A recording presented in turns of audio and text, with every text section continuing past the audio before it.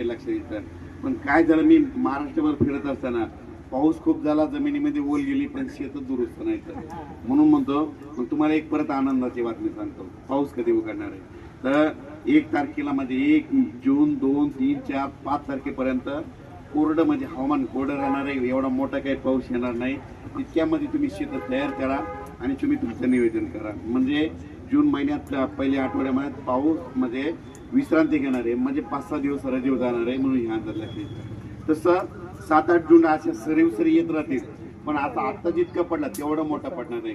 जरी तुम्ही कापूस टोचून लावला आणि थोडा जरी पाऊस पडला तर ते निघतंय, म्हणजे अशी परिस्थिती राहणार आहे. आणि हे झालं 8 दिवसाचा अंदाज.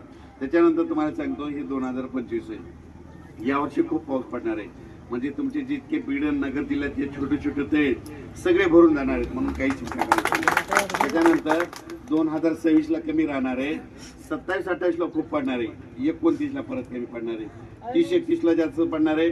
32ला कमी पडणार आहे. 33-34 खूप पडणार आहे. 35ला कमी पडणार आहे. 36-37 जास्त पडणार आहे. 38ला कमी पडणार आहे. 39-40ला जास्त पडणार आहे. 2041ला कमी पडणार आहे. म्हणजे 2 वर्ष खूप पाऊस पडणार आणि तुमच्यामध्ये पाण्याची लेवल आणून ठेवणार. आणि 1 वर्ष थोडा कमी होईल, पण त्या वर्षी मात्र पिकं चांगली येणार. त्याच्यामध्ये कापसाचं पीक चांगलं जोरात येणार. ही एक गोष्ट तुम्ही लक्षात द्यायची.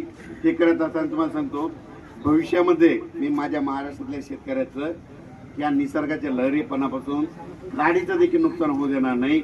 या कार्यक्रमात होतील.